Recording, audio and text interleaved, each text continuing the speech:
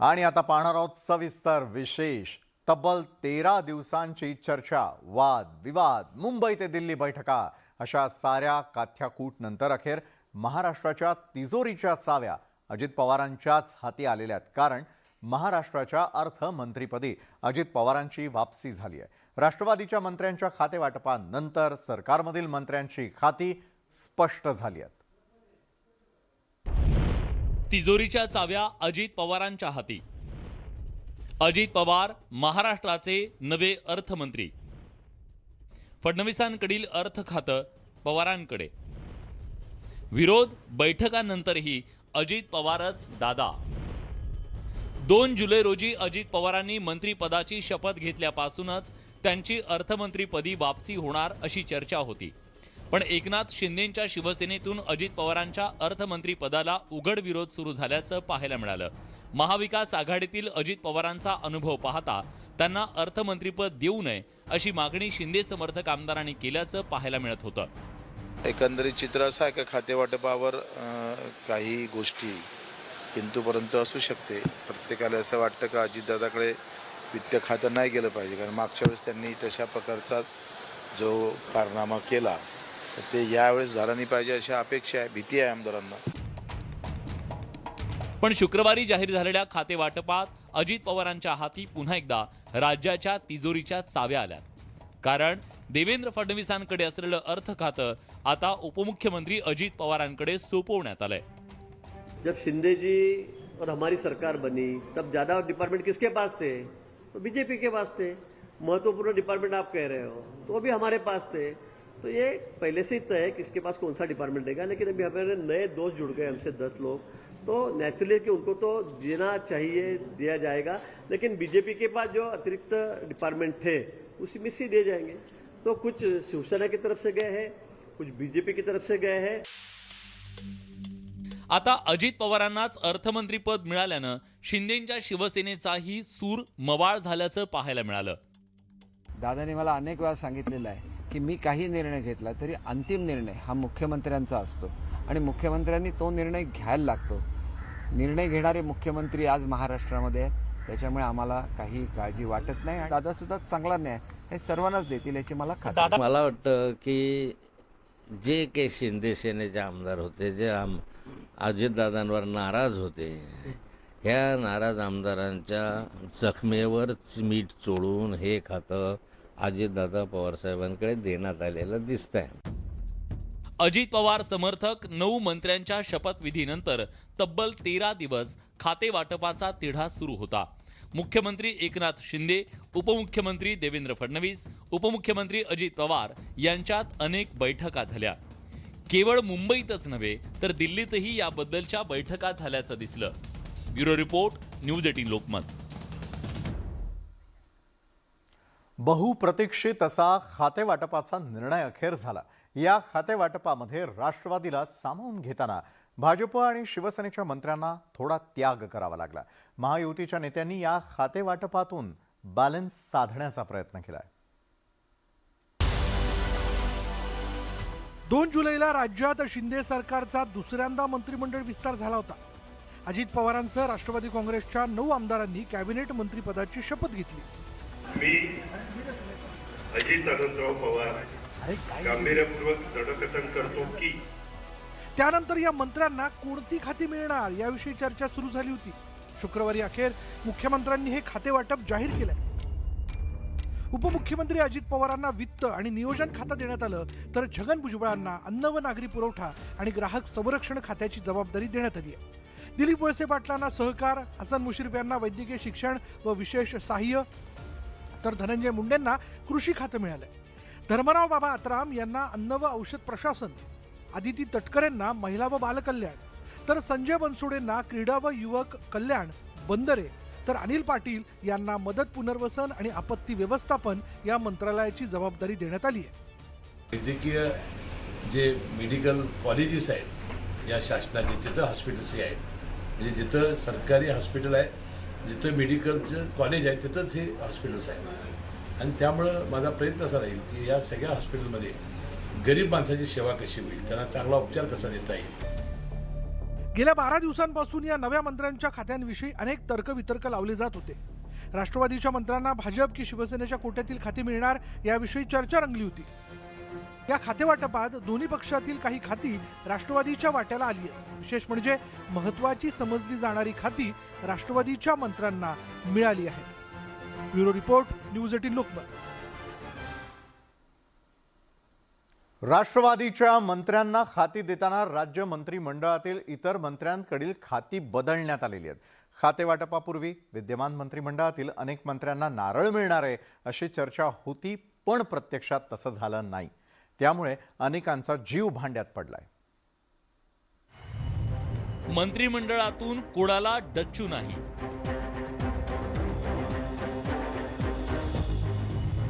खाती बदलली पण मंत्रिमंडळातलं स्थान कायम.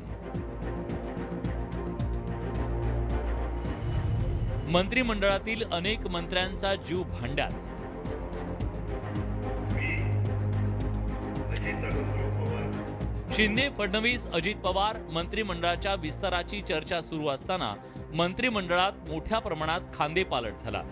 मंत्रिमंडळात नव्यानं समावेश झालेल्या राष्ट्रवादीच्या मंत्र्यांना खाती देताना विद्यमान मंत्रिमंडळातील अनेकांना नारळ दिला जाणार अशी चर्चा राजकीय वर्तुळात सुरू होती. शिवसेनेच्या आणि भाजपच्या अनेक विद्यमान मंत्र्यांना हमखास डच्चू मिळणार अशी शक्यता होती. पण शिंदे फडणवीसांनी राष्ट्रवादीच्या मंत्र्यांना खाती देताना कोणत्याही मंत्र्याला मंत्रिमंडळातून वगळण्यात येणार नाही याची काळजी घेतली. त्यात दादा भुसे आणि अतुल सावे या मंत्र्यांना अतिशय महत्त्वाची खाती मिळाली आहेत. 40 डिपार्टमेंट 42 मंत्री थे, उसमें से 20 ही मंत्री का शपथ विधि हुआ था. अभी नए हमारे पास 2 जुड़ गए हैं, 10 लोग आ गए हैं. तो नेचुरली है कि वो हमारे डिपार्टमेंट जो हमारे पास अतिरिक्त थे, एक्स्ट्रा थे, उनको दिए जाएंगे.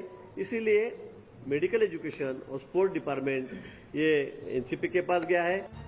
वर्षभर जी खाती सांभाळली त्या खात्यामध्ये बदल झाला, पण मंत्रिपद कायम राहिल्यानं अनेकांनी सुटकेचा निश्वास सोडलाय. त्यामुळे शिंदे फडणवीस पवार सरकारनं खांदेपालट करून सगळ्यांना खुश ठेवण्याचा यशस्वी प्रयत्न केल्याचं दिसतंय. सर्वेश तिवारी, न्यूज 18 लोकमत, मुंबई.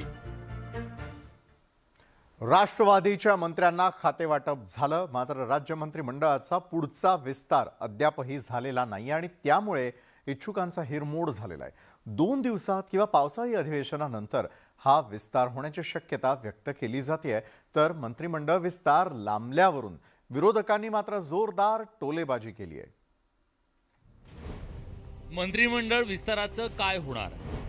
2 दिवसात होणार मंत्रिमंडळ विस्तार. मंत्रिमंडळ विस्तार लांबल्याचा विरोधकांचा दावा.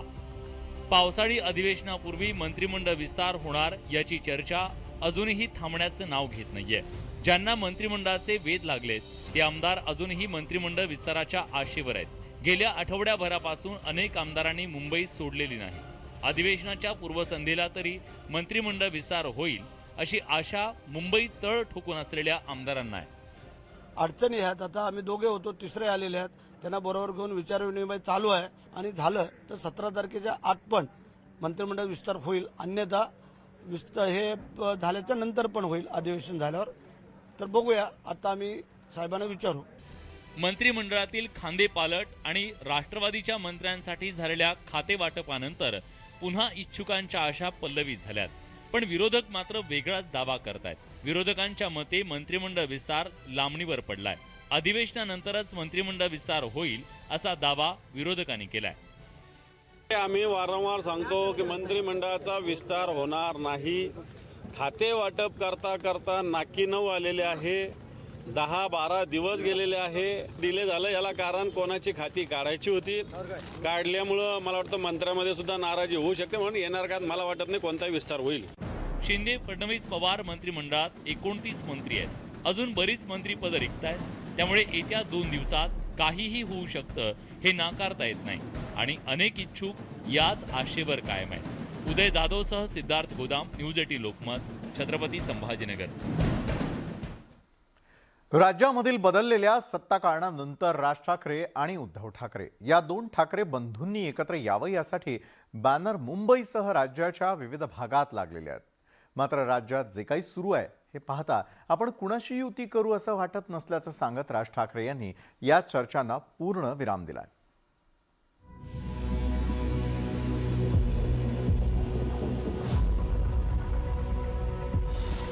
घरी बसेन पण तडजोड करणार नाही. उद्धव ठाकरेंसोबत युतीस राज यांचा नकार. ठाकरे बंधूंमध्ये युती होणार नाहीच. राज यांच्या भूमिकेनं मनसैनिकांचा हिरमोड. अजित पवारांच्या सत्ता सहभागानं राज्यात नवं राजकीय समीकरण तयार झालंय.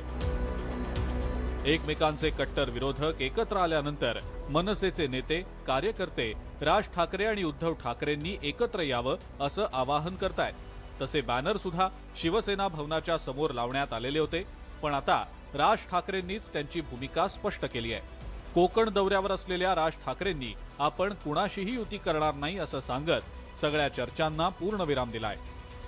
विधानसभा आणि लोकसभातल्या सोबळावरती असतील का मला आता हे जे काय सगळं चालू आहे महाराष्ट्रामध्ये ह्याच्यामध्ये मला नाही वाटत मी कोणाबरोबर जाईल. राज ठाकरे यांच्या या भूमिकेआधी उद्धव ठाकरेंनीही मनसेसोबत युतीबाबत कोणतंही विधान केलेलं नव्हतं. त्यामुळे एक प्रकारे उद्धव ठाकरेंनीही मनसेसोबत युतीची शक्यता फेटाळून लावलेली होती. आता राज ठाकरेंनीही थेटपणे नकार दिल्यानं ठाकरे गटानंही यावर पलटवार केलाय. एक वेळ घरी बसेन पण कुणाशीही तडजोड करणार नाही अशा शब्दात राज ठाकरेंनी उद्धव ठाकरेंसोबत युती करायला नकार दिलाय. दुसरीकडे भाजपनं सुद्धा राज ठाकरेंच्या भूमिकेवर प्रतिक्रिया दिली आहे. त्यांचा प्रश्न आहे त्याबद्दल मी काही उत्तर देणार नाही. शेवटी आपापला पक्ष कसा चालवायचा, कोणासोबत युती करायची नाही करायची याबद्दलचा अधिकार मला नाही आहे. त्यांच्या पक्षाचे अधिकार त्यांना आहेत. आता राज ठाकरेंनीच त्यांची भूमिका जाहीर करत काही मनसैनिकांच्या इच्छेवर विरजण टाकलंय. त्यामुळे आता आगामी निवडणुकांमध्ये सत्ताधारी भाजप, शिवसेना आणि अजित पवार गट विरुद्ध काँग्रेस, पवारांची राष्ट्रवादी आणि ठाकरेंची शिवसेना यांची महाविकास आघाडी आणि आता मनसे असा तिरंगी सामना रंगण्याची शक्यता आहे. Bureau report, news 18 Lokmat. Konkan दौऱ्यावरती असलेल्या राज ठाकरेंनी पुन्हा एकदा महाराष्ट्रामधील सद्यस्थितीतील राजकारणावरती निशाणा साधला. सध्या जे राजकारण सुरू आहे त्यात कुणासोबतही हातमिळवणी करणार नाही म्हणत राज ठाकरेंनी पुन्हा एकदा एकला चलो रेचीच घोषणा केली आहे. मनसे अध्यक्ष राज ठाकरेंनी कोकण दौऱ्याच्या माध्यमातून त्यांची राजकीय भूमिका जाहीर केली. कोकण दौऱ्यादरम्यान रत्नागिरी जिल्ह्यातल्या दापोली आणि मंडणगड तालुक्यात मनसे अध्यक्ष राज ठाकरेंचं जोरदार स्वागत करण्यात आलं.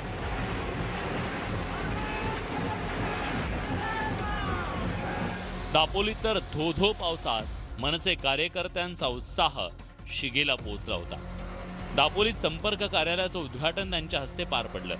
यावेळी बोलताना त्यांनी महाराष्ट्राच्या सध्याच्या राजकारणावर जोरदार निशाणा साधला.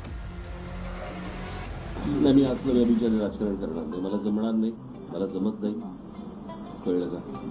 आणि असलं ह्याला जर राजकारण म्हणत असेल तर त्या राजकारणासाठी मी नालायक आहे. दरम्यान राज ठाकरेंनी आगामी निवडणुकांमध्ये मनसे कुणासोबतही युती करणार नसल्याचं सांगत पुन्हा एकदा एकला चलो रेचा नारा दिला. विधानसभा आणि लोकसभातल्या सोबळावरती असतील का मला आता हे जे काय सगळं चालू आहे महाराष्ट्रामध्ये ह्याच्यामध्ये मला नाही वाटत मी कोणाबरोबर जाईल. खरं तर राज्यात शिंदे फडणवीस सरकार आल्यापासून राज ठाकरेंची सत्ताधाऱ्यांसोबतची जवळीक वाढल्याचं दिसत होतं.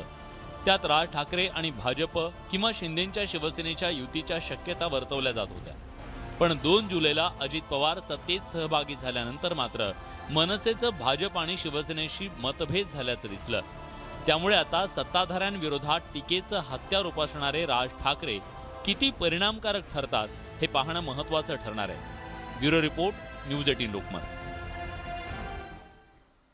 राज्याच्या शालेय शिक्षण विभागानं शिक्षकांच्या रिक्त जागांवर चक्क 70च्या वयोगटातील सेवानिवृत्त शिक्षकांना कंत्राटी पद्धतीनं नियुक्ती देण्याचा आदेश काढलाय. याला फक्त टीईटी पात्रताधारक बेरोजगार युवक विरोध करत नाहीयेत, तर शिक्षक संघटनांनी देखील या चुकीच्या शिक्षण धोरणाला कडाडून विरोध दर्शवलाय. राज्यात एकीकडे शिक्षकांच्या तब्बल 55,000 जागा रिक्त आहेत, तर दुसरीकडे शालेय शिक्षण विभागानं निवृत्त शिक्षकांना पुन्हा सेवेत घेण्याची तयारी सुरू केली आहे. तसा आदेश शिक्षण विभागानं काढलाय. कंत्राटी पद्धतीवर सेवेत घेतल्या जाणाऱ्या निवृत्त शिक्षकांना दरमहा 20,000 रुपये मानधन दिलं जाणार आहे. म्हणजे 40 ते 50,000 पेन्शन घेणाऱ्या निवृत्त शिक्षकांना या कंत्राटी पद्धतीमुळे आणखी 20,000 रुपये उत्पन्न मिळणार आहे. निवृत्त शिक्षकांना कंत्राटी पद्धतीनं नेमण्याकरता सरकारकडे पैसे आहेत, पण टीईटी परीक्षा पात्र हजारो सुशिक्षित बेरोजगारांची शिक्षण सेवक म्हणून नियुक्ती करण्याकरता सरकार तयार नाहीये. त्यामुळे उदयोन्मुख शिक्षकांना खासगी दुकानात नोकरी करण्याची वेळ आली आहे. शालेय शिक्षण विभागाच्या याच धोरणाविरोधात बेरोजगार पात्र शिक्षकांनी आंदोलनाचा इशारा दिलाय. जो शासनाने निर्णय घेतलाय की सेवानिवृत्त शिक्षकांना शिक्षक पदावर पुन्हा नेमणूक देणं, मग आमच्यासारख्या बेरोजगार लोकांनी कपड्याच्या घड्याच घालायच्या का? गुणवत्तेवर त्याचा फरक पडणार आहे. कारण रिटायर झालेले शिक्षक, त्यांचं वय झालेलं आहे, अनेक आजार असतात त्यांना. अशा लोकांना पुन्हा बोलवण्यापेक्षा नवनियुक्त जे शिक्षक आहेत की जी तरुण पिढी आहे, तंत्र शिक्षण त्यांचं झालेलं आहे, अशा लोकांना जर घेतलं तर त्यांचा अधिक परिणामकारक शिक्षणासाठी उपयोग होणार आहे. सरकारच्या या धोरणावर शिक्षक संघटनांनीही टीका केली आहे. अशा चुकीच्या शिक्षण धोरणामुळेच राज्यातील शिक्षणाचा दर्जा क्रमांक 1 वरून 7व्या क्रमांकावर घसरलाय, असं निरीक्षण शिक्षक संघटनांनी नोंदवलंय. नवीन शैक्षणिक प्रणालीला अनुसरून राज्याच्या शैक्षणिक धोरणाला विसंगत अशी ही भूमिका आहे. कारण महाराष्ट्र राज्यामध्ये अनेक पात्रताधारक DED शिक्षक बंधू भगिनी हे नोकरीच्या प्रतीक्षेमध्ये आहेत. या आदेशाला महाराष्ट्र राज्य प्राथमिक शिक्षक संघाचा पूर्ण विरोध असून सेवानिवृत्त शिक्षकांच्या ऐवजी राज्यामध्ये जे DED आणि DTED झालेले उमेदवार आहेत, त्या उमेदवारांना मानधन तत्वावर जिल्हा परिषद आणि महानगरपालिकेच्या शाळेमध्ये घेण्याच्या बाबतीमध्ये आम्ही राज्य शासनाकडे मागणी केलेली आहे. राज्यातील शिक्षकांच्या रिक्त जागांपैकी 80% शिक्षक भरतीला अर्थ खात्यानं मंजुरी दिली आहे. शालेय शिक्षण विभागाला पवित्र पोर्टल मार्फत शिक्षण सेवकांची भरती सुरू करायची आहे. पण पात्र शिक्षकांची भरती करण्याऐवजी निवृत्त शिक्षकांना कंत्राटी पद्धतीनं पुन्हा सेवेत घेण्याचा घाट सरकारनं घातलाय. त्यामुळे याला टीईटी परीक्षा पात्र उमेदवारांकडून विरोध होतोय. व्हिडिओ जर्नलिस्ट सचिन हंचाटेसह चंद्रकांत फुंदे आणि bureau report, news 18 Lokmat, Pune. तुम्ही देखील एकनाथ शिंदे बनून काम करा. या राज्यातल्या विकासाच्या योजना घराघरात पोचवा आणि राज्याने घेतलेले निर्णय या सर्वसामान्य लोकांपर्यंत, त्यांच्या घरापर्यंत पोहोचवण्याची संधी आपल्याला शासन आपल्या दारी या माध्यमातून आपण करून दिलेला आहे. कोल्हापूरमध्ये बघितलं किती लोक आले होते. कोल्हापूरमध्ये हजारो लोकांना त्याचा फायदा झाला. पूर्वी शासनाच्या दारी म्हणजे जिल्हाधिकारी कचेरी, तहसीलदार कचेरी, तिकडे जा, दाखले मिळवा, लाभ घ्यायला फेऱ्या मारा. आता सरकारी काम आणि 6 महिने थांब ही संकल्पना आपल्याला नष्ट करायची आहे. फेऱ्या मारणं, खेटे मारणं हा शब्द आपल्याला बंद करायचा आहे, पुसून टाकायचा आहे. आणि म्हणून शासन आपल्या दारी पाहतोय आपण. आज कितीतरी लोक येतात, व्यासपीठावरून लाभ घेऊन जातात. कोणी चेक घेतोय, कोणी घराची किल्ली घेतोय, कोणी ट्रॅक्टर घेतोय, कोणी काय घेतोय. ह्या सगळ्या योजना सर्व लोकांना एका छताखाली देण्याचा निर्णय आपल्या सरकारने घेतलाय. हा लोकाभिमुख निर्णय आहे. लागणारे दाखले, लागणारी कागदपत्र देखील तिथंच मिळत आहेत. हे कधी पाहिलं नव्हतं. आज आपलं सरकार आल्यानंतर 75,000 युवकांना नोकऱ्या देण्याचा आपण निर्णय घेतला. त्यांना नियुक्त्या देखील आपण कार्यक्रम करून बोलवून देतो. हे देखील पहिल्यांदाच पाहायला मिळतंय. माझ्या माता भगिनी इकडे आहेत. ST मध्ये देखील त्यांना 50% सवलत देण्याचा निर्णय आपल्या सरकारने घेतला. ज्येष्ठांना देखील 75 वर्षाच्या वरच्या लोकांना मोफत प्रवास देण्याचा देखील आपला निर्णय सरकारने घेतला. आणि त्याचबरोबर शेतकऱ्यांसाठी देखील जे 6,000 रुपये जे मोदी साहेब देत होते, त्याच्यात आपल्या सरकारने सरकारचे राज्याचे 6,000 रुपये आणखी टाकण्याचा निर्णय घेतला. आता शेतकऱ्याला 12,000 रुपये वर्षाला मिळणार आहे. शेतकऱ्यांची पीक विमा योजना, आता शेतकऱ्याला पैसे भरायचे नाही. सरकार 3,500 का 4,000 रुपये भरेल. शेतकऱ्याला फक्त 1 रुपया भरायचा आहे. 1 रुपयामध्ये पीक विमा योजना देण्याचा निर्णय देखील सरकारने घेतला आहे. आणि आता पाहणार आहोत पुन्हा एकदा सविस्तर विशेष. 16 आमदारांच्या अपात्रते प्रकरणी अध्यक्ष राहुल नार्वेकरांना सुप्रीम कोर्टाकडून नोटीस बजावण्यात आली. या प्रकरणी उत्तर देण्यासाठी 2 आठवड्यांचा अवधी सुप्रीम कोर्टाकडून देण्यात आलेला आहे. पाहूयात याच संदर्भातला आमचा हा विशेष रिपोर्ट.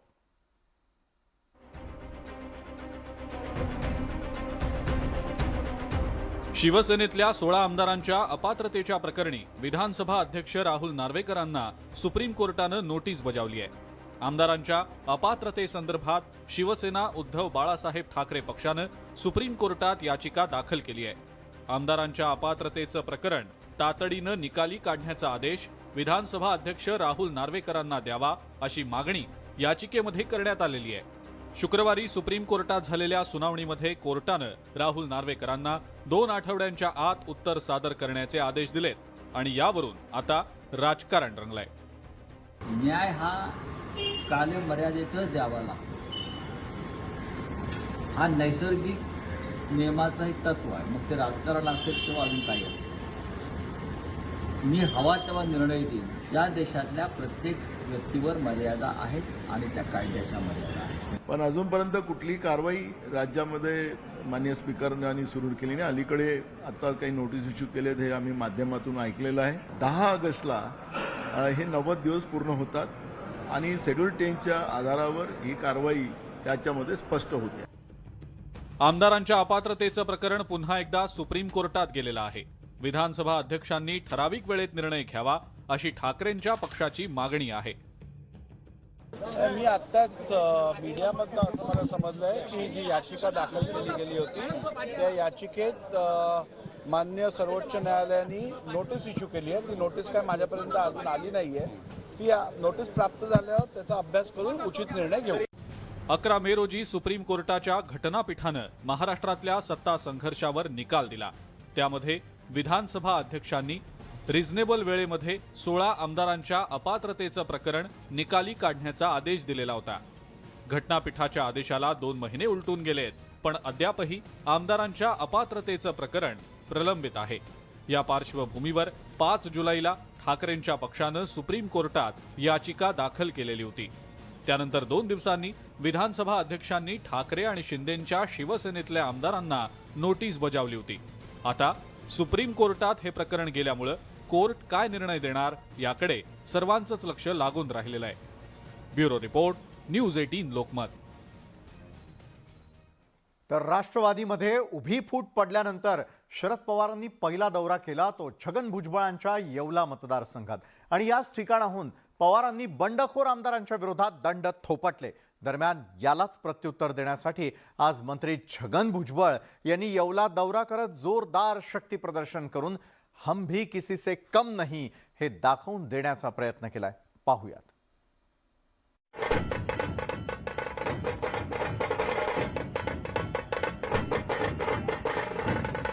राष्ट्रवादी काँग्रेसमधील बंडानंतर अन्न व नागरी पुरवठा मंत्री छगन भुजबळांनी नाशिकसह येवला आणि आपल्या विधानसभा मतदारसंघात जोरदार शक्ती प्रदर्शन केलं. नाशिक ते येवला या 90 किलोमीटरच्या प्रवासात 50हून अधिक ठिकाणी भुजबळांचं जंगी स्वागत करण्यात आलं.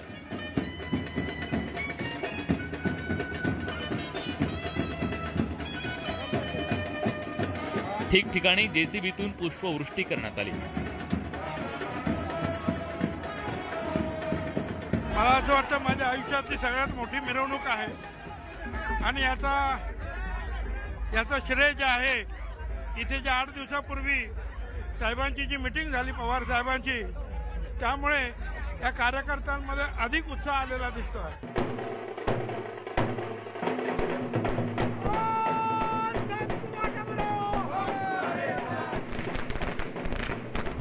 खरं तर भुजबळांच्या या दौऱ्याला वेगळी राजकीय किनार होती. गेल्या आठवड्यात शरद पवारांनी भुजबळांच्या येवला विधानसभा मतदारसंघात जाहीर सभा घेतली. तसंच त्यांनी भुजबळांचं नाव न घेता जोरदार टीका केली. माझा अंदाज कधी फारसा चुकत नाही, पण इथं माझा अंदाज चुकला. माझा अंदाज चुकला माझ्या विचारावर तुम्ही निकाल घेतले आणि त्यामुळे तुम्हाला यातना झाल्या. राष्ट्रवादी काँग्रेसमधल्या फुटीनंतर भुजबळांनी अजित पवारांसोबत जाणं पसंत केलं. भुजबळांचं हे बंड शरद पवारांना चांगलं जिवारी लागलं. त्यामुळेच पक्षातल्या फुटीनंतर शरद पवारांनी पहिली सभा भुजबळांच्या मतदारसंघात घेत भविष्यातल्या राजकीय संघर्षाचं रणशिंग फुंकलं. शुक्रवारी छगन भुजबळांनी जोरदार शक्ती प्रदर्शन करत त्याला प्रत्युत्तर दिलं. पण केवळ भुजबळांनीच राजकीय शक्ती प्रदर्शन केलंय असं नाही, तर शिंदे सरकारमध्ये नव्यानं दाखल झालेले हसन मुश्रीफ, धनंजय मुंडे, दिलीप वळसे पाटील आणि अनिल पाटील या मंत्र्यांनीही आपापल्या मतदारसंघात अशाच प्रकारे शक्ती प्रदर्शन केलं.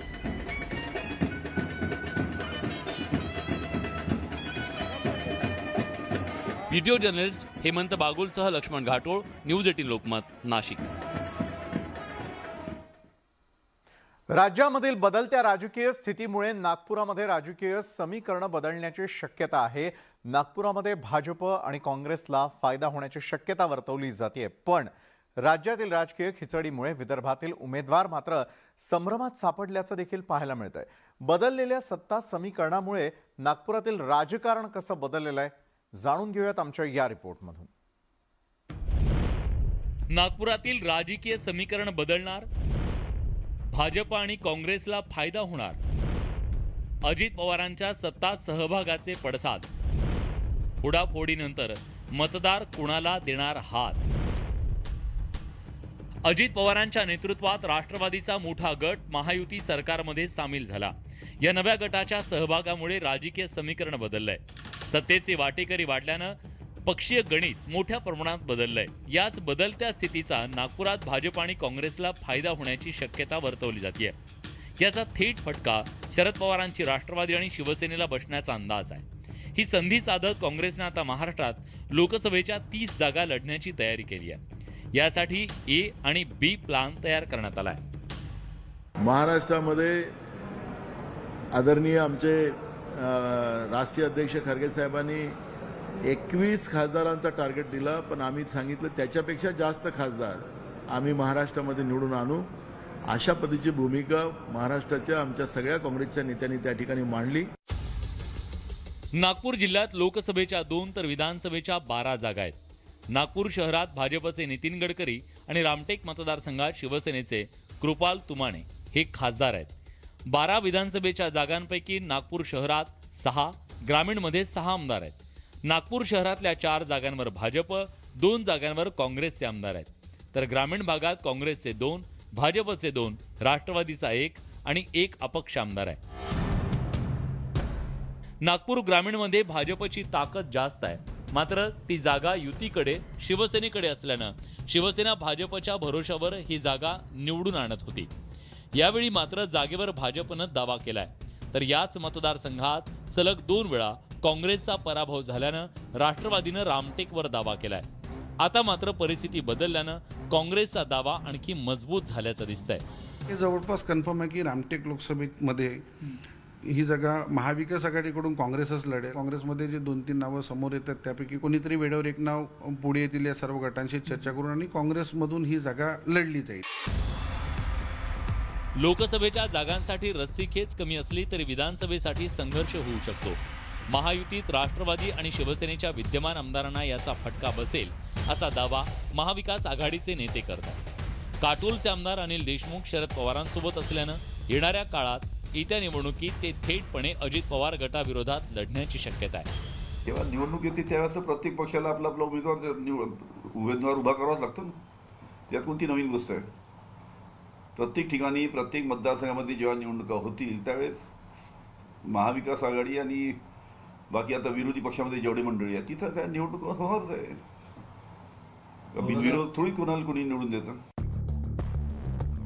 बदलत्या राजकीय समीकरणांचा सर्व पक्षांवर परिणाम होणार आहे. जागा वाटपात महायुती आणि महाविकास आघाडीत 3-3 पक्षांचा समावेश असल्यानं रस्सीखेच होणार आहे. यात आता कोणता पक्ष काय रणनीती आखतो यावर सर्व गणितं अवलंबून असणार आहे. पण सध्या तरी भाजप आणि काँग्रेस फायद्यात, तर इतर पक्षांना अस्तित्वासाठी धडपड करावी लागण्याची शक्यता वर्तवली जाते.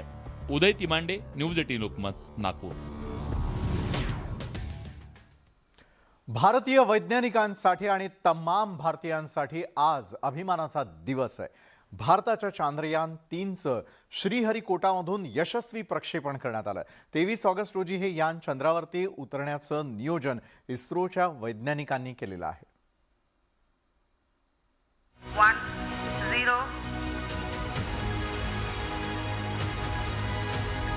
+5 seconds. Lift off normal. Here we have a majestic liftoff of LVM-3 M4 rocket carrying India's prestigious Chandrayaan-3 spacecraft. P2 tracking. 142 कोटी भारतीयांच्या चेहऱ्यावर आनंद आणणारा हा क्षण. गेल्या अनेक वर्षांपासून इस्रोचे शास्त्रज्ञ ज्या मोहिमेच्या यशस्वीतेसाठी दिवस रात्र काम करत होते, तो क्षण शुक्रवारी दुपारी 2:35 आला.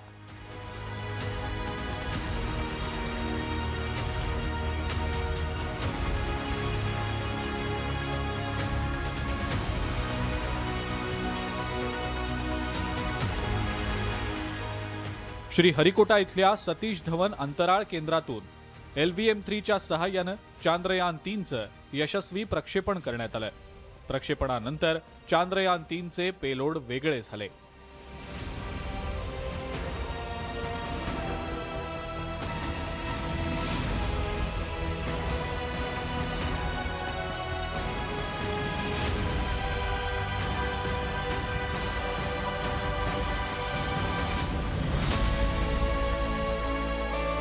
काही मिनिटातच विविध टप्पे यशस्वीपणे पार करत चांद्रयान 3नं पृथ्वीच्या भ्रमणकक्षेत प्रवेश केला.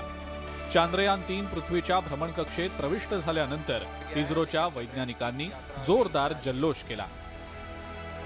इस्रोच्या प्रक्षेपकानं रॉकेटनं LVM-3नं कामगिरी चोख बजावली आहे.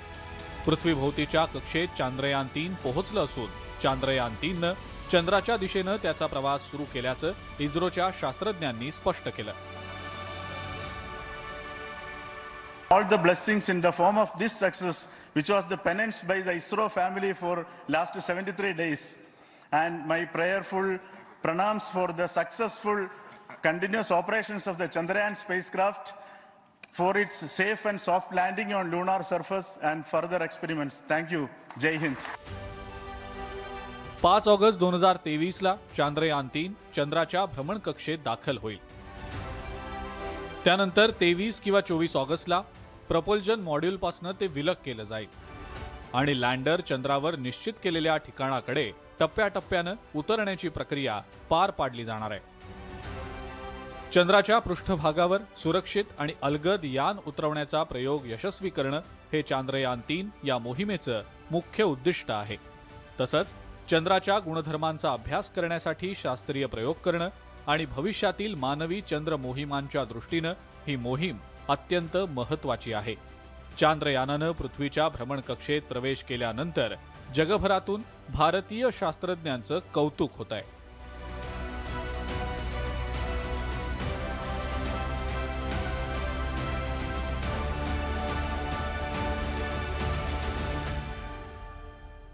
It is indeed a moment of glory for India and a moment of destiny for all of us over here at Sriharikota who are a part of the history in making. Thank you, Team ISRO, for making India proud. And thank you, Honorable PM Narendra Modi ji, for having made this possible by unlocking the gates of Sriharikota and enabling the India's space sector. आणि या क्षणाची राजकीय क्षेत्रातली सर्वात मोठी breaking news आपण पाहणार आहोत आणि ती म्हणजे राज्याचे नवे उपमुख्यमंत्री अजित पवार हे सिल्वर ओक वर दाखल झालेले आहेत. सिल्वर ओक या ठिकाणी ते शरद पवारांची भेट घेण्याची शक्यता.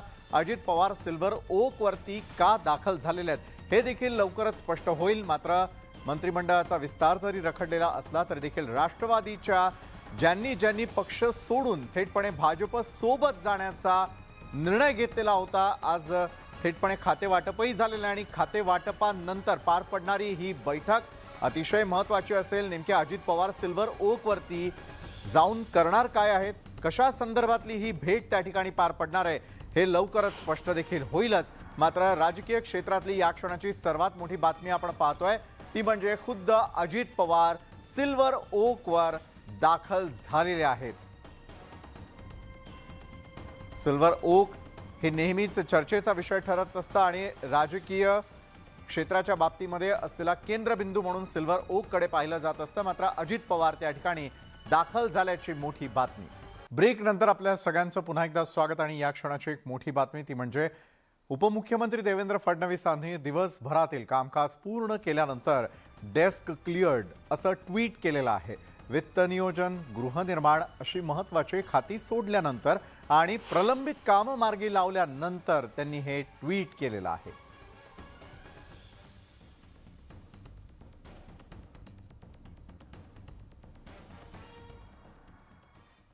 तर या होत्या संपूर्ण दिवसभरात आतापर्यंत घडलेल्या अतिशय महत्त्वाच्या आणि विशेष घडामोडी ज्या सविस्तर तासाभरात आपण पाहिल्या न्यूज 18 लोकमत विशेषच्या माध्यमातून.